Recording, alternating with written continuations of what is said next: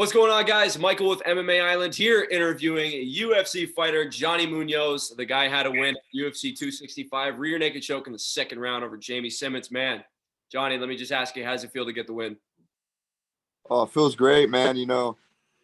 Since I've been in the UFC 1 year now, and I feel that was just one thing missing. Having a win in the UFC. It didn't sit well with me, even though I thought I did enough to win the first fight. But you can't change that; it's already written in history.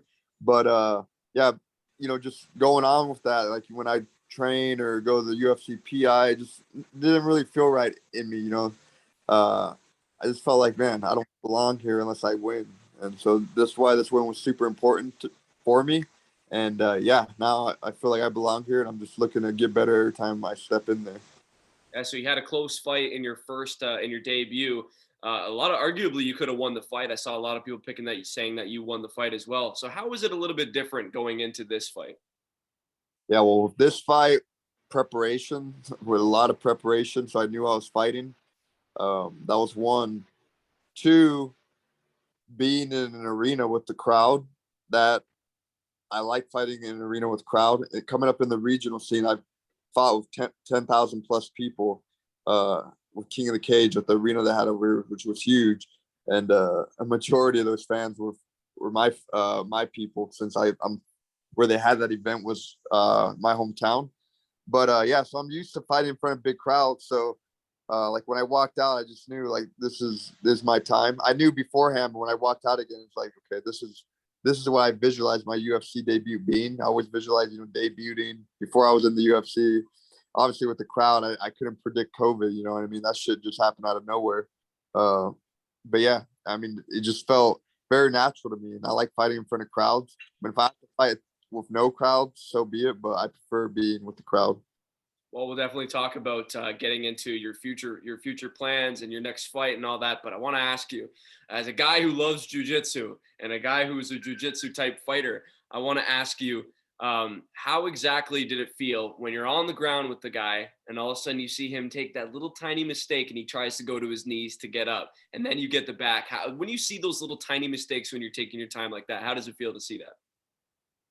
Yeah, I mean, I feel like when it comes to jiu-jitsu, I mean, I don't see guys in the UFC. I mean, there might be a few, but I don't see too many guys transition as quick as I do when I'm on the ground. Uh, you see it in my first fight too. Like, you make one mistake, I'm on it, and I'm not even thinking about like, oh, he made a mistake. My body just is reacting to it. It's so natural to me. I've been doing it my whole life, and yeah, I definitely felt more dominant there. I'm still working the wrestling, striking, all that. I feel like I'm very dominant there too, and people are gonna find out soon. But you know, when I'm so much dominant, I'm more superior than a lot of these guys on the ground. It's very easy to take the fight there, and they're gonna make a mistake because they're just thinking survive and get up. So it's easy to make a mistake when you're just thinking like that rather than thinking technique to try to escape. But yeah, man, like when I go down there, I'm just very patient, and like I know it's just a matter of time before I get to finish. And we talked about the crowd. We talked about the energy. How much of a difference does it make? I know you've touched on it before, but just a difference between being in, like you said, you couldn't have predicted COVID and you're in a fight with no crowd, and then you move on to a packed crowd on a pay-per-view event. How was the energy feeling comparing the two?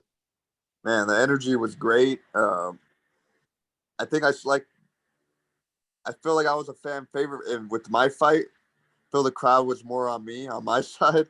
I'm not even from Texas. I don't know. I don't know if there's a lot of Mexicans there, so that might have been one. The song I came out with, the artist was from Houston. That might have helped. The Smell Like Freedom thing, that helped after maybe. But yeah, man, just the energy of the people was great. And yeah, I like to be able to fight in front of a crowd because I'm an artist. You know what I mean? I want to display art out there. I want to paint a masterpiece, and I want to show my masterpiece to the world. So what better way to do it than in front of a full audience? And I've heard you talk a lot about visualizing, and obviously visualizing your UFC debut pre-COVID, you would have thought packed event and all that. So talking about visualizing, you hear that a lot from fighters, and I've heard it from you. How important is that when you're leading into a fight? Oh, it's super important. I feel like it's an aspect of training. I don't think most people do it, but I think it's important. You know what I mean? You want to get rid of negative thoughts in your mind. Just think, positive thoughts, but be real with yourself. But just you want to be able to paint a picture in your head. You want to be able to see how the fight's going to play out, just so you see it over and over and over again. And then, when it happens, it's like, okay, I've been here before. I've seen this before, and it just feels natural, like another day in the park. I feel it really helps going in there and just being yourself and fight just like another day in the gym. Yeah, so they mentioned it on the broadcast, and they were saying how you got into jiu-jitsu classes. Your parents made you go to jiu-jitsu when you were 5 years old. Is that correct? That's correct. I didn't like doing it. Yeah. So what's your thought on that? Because you hear some parents say, "Oh, I would never force my kid to do something they don't want to do." But like, when your thoughts is it clearly it worked out great for you because you got a passion now and you're amazing at it, and you're a UFC fighter. It's your career. So when you see parents talk about that, what's your opinion on kind of putting your kid in a situation like that? Yeah, man. So, I mean, my parents made me do it. I mean, you can call it force, you call it what you want. My parents were never abusive to me. Like I had to work for everything I got in my life. Nothing was ever given to me. So they taught me, like, you want certain things, you got to work for it. I feel like, that's how things should be. You shouldn't just be given to things. 'Cause when you grow up, you become an adult. Life ain't like that. You don't get handouts. But no, I think what I see with parents these days, oh, my kid don't want to do it. It's his choice. Like, this may sound wrong, but parents need to stop being little bitches, man. Like, you guys, you're the parent, you know what I mean? You know what's best for your kid. You're the one that brought the kid into the world. So teach them stuff, you know what I mean? Teach them respect, discipline. It's just what I see. I don't have kids, but I'm around a lot of kids. I teach jiu-jitsu to kids. And what I'm seeing, just kids these days, man, like, they're just different. I don't know. They're getting like weirder and weirder. I don't know. They can't move properly. And I feel like because it's this technology age that parents gotten lazy. Oh, like, kids like crying. Oh, here's the tablet. Like, shut up. Like, it's an easy way to shut your kid up. Instead of being a parent, disciplining your kid, teach them why you need to be quiet, why you shouldn't do that. It takes more work, but I mean, that's why you're a parent. You know what I mean? If you want to be a lazy parent, you shouldn't have kids. Like, you know what I mean? Maybe you should have, like, wear a condom, pulled out on time. Like, that's just the way I look at it. I can't stand it, man. So for me, like, my parents were big on school, and to me, self-defense. I mean, think about it. Bullying's a big issue, and I don't mean to go off the topic, but bullying's like a super big issue. So I think every parent is probably on the same page when it comes, like, okay, you have to go to school, right? So kids know they have to go to school. In the morning, I think most kids know you have to brush your teeth, right? Take a shower, whatever it is, get ready for school. To me, it's the same thing with jiu-jitsu. You should know you have to do it. Why? So you don't get your ass kicked when you're at school. Because the reality of it is, you're going to go to school. Kids are mean. You're going to be, where there might be 5 of them making fun of you. It's scary as a kid. You're not used to this first time it happens. And then you keep getting bullied. And then, I mean, so how do you really prevent that issue? You know what I mean? Like, you can't, mommy and daddy ain't going to come save you, the teacher. So at the end of the day, like, most people, they just don't give a fuck. So you're out there on your own. Best way to do it, self-defense. I mean, the best way to prevent bullying, you got to beat the bully's ass. Like, I've been bullied a couple of times. I beat the bully's ass. I've never been bullied since. Like, growing up, people knew, oh, he knows jiu-jitsu or whatever. He fights. No one ever, I've had to, like, gotten a couple fights, like, in junior high. After that, going up, like, it was, no one ever bothered me since. So I just feel like jiu-jitsu is super important. My parents made me do it for self-defense twice a week. And I feel it's helped me a lot. I grew to love it. Now I'm here fighting. So that's what my advice to parents. Jiu-jitsu, think about it, put them in it so they can defend themselves. They don't get bullied. Bullying is it could be a very psychological thing, could ruin a lot of kids. You know what I mean?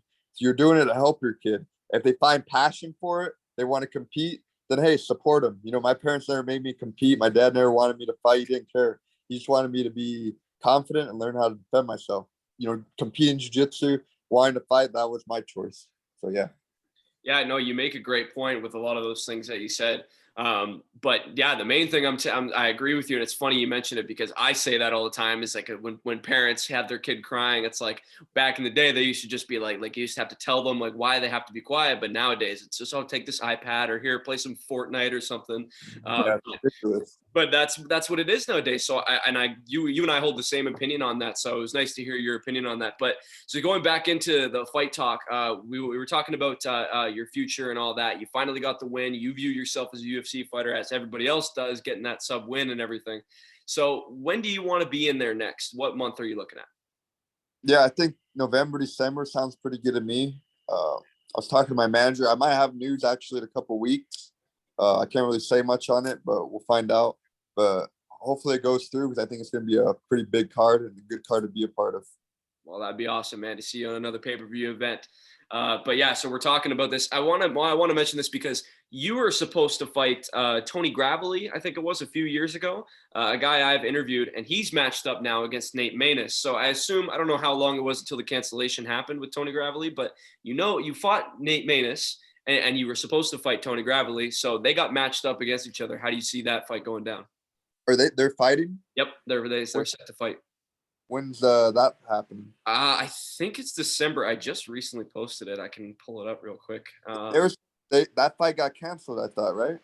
Yeah, so it did get canceled. Manus had an injury, I'm pretty sure. But so it's actually for next month, September. Oh, nice. No, I think that'll be, that's an interesting fight right there. Tony Gravely's is a tough dude. He's been looking pretty good in the UFC. We didn't get to have that fight. Nate Maness, I think a lot of people underestimate Nate Maness. He's a tough dude, man.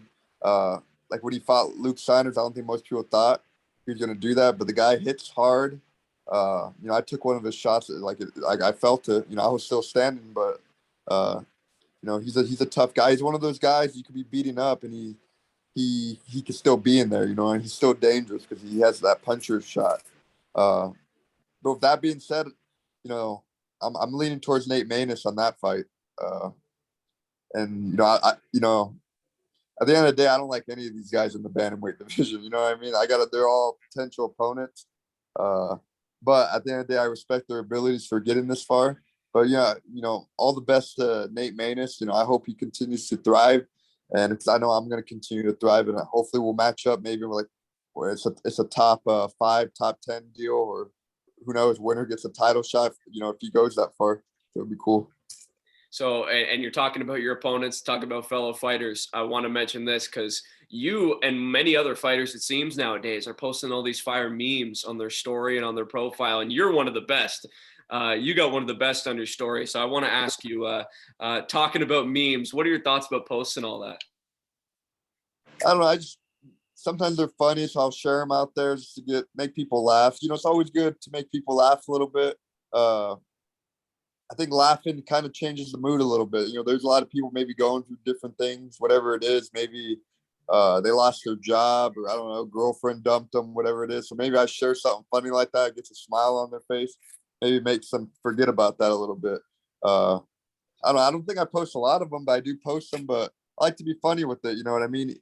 Even controversial things, I don't mind posting it to get a reaction out of it, see what people do. You know what I mean? But yes, it's cool. Yeah. So another thing I wanted to ask you about is, and I feel like every fighter, anybody who watches MMA or talks about MMA or boxing or anything is asked this question, but I haven't seen your answer. Jake Paul versus Tyrone Woodley. You got kind of MMA versus boxing. You got the real guy who's grown up in MMA versus the YouTuber, Disney guy, whatever he is. So who do you got in that matchup? Man, I love to see Woodley win, but I'm leaning towards Jake Paul. I don't know. I think say what you want about him. Like, I'm not a fan of him, but the guy got some money. I think he's probably getting some solid training with all that money he got. You know what I mean? I think he obviously, I think he does have a passion for boxing, for the sport, and I think he's probably training. And I don't know. I feel like people underestimate the guy, but I think he's gonna pull it off. Like, it's not gonna surprise me if he knocks out Woodley. You know what I mean? Woodley, I feel should win, but at the same time, he's coming off 4 losses, even though those are elite guys. But I feel like Woodley hasn't been the same, and I mean, people like to talk about the Tyrone Woodley right hand, but who has he knocked out? I mean, he's knocked out Robbie Lawler. Who else? I mean, if you look at his record, he hasn't really knocked a lot of guys out. So I don't know. I'm leaning towards Jake Paul. MMA community probably gonna hate me.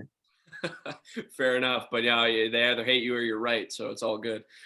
So yeah, I got about 2 more questions for you, man, because everyone's talking. That's all I've heard lately as well. It's about Brandon Moreno being one of your training partners and a guy who helped you loads with your last fight.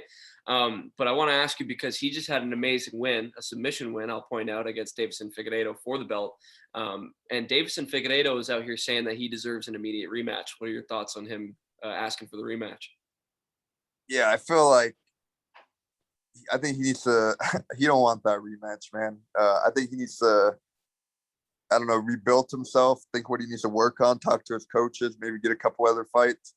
If they fought again, the same thing's gonna happen. You know, the first fight was a war, and I think the second fight, Brandon gained so much confidence after the first fight, where Deiveson declined in confidence. I think that was the main thing right there.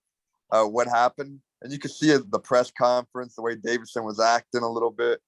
He was trying to get in Brandon's head, which wasn't going to work, and you could just Deiveson was like scared, like fuck, I got to fight this guy. Like the first fight was a war. You know, when everyone thought he was just this Terminator, just destroying people, and he goes in there with this kid from Tijuana, Mexico, who nobody gave a chance to, and goes in there and like arguably it was a draw, but you know could have won. Like maybe some people thought he won. And then now in the second fight, he literally got outclassed. So, I mean, when you get outclassed in a fight, it's kind of tough to ask for a rematch, in my opinion.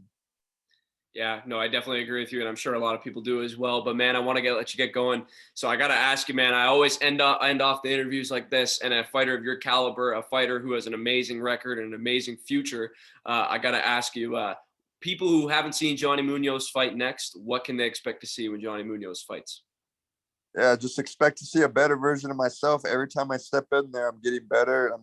I'm trying to paint a better masterpiece. You know, I want to be remembered when this all ends. I want to be remembered as an artist. You know, like Picasso, Michelangelo. You know what I mean? They have a couple different arts.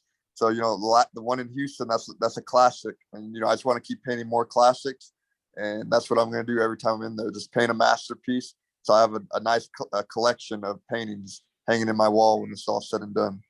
Looking forward to it, brother. Thanks for your time, man. I really appreciate it. Appreciate you, man. God bless. Take care.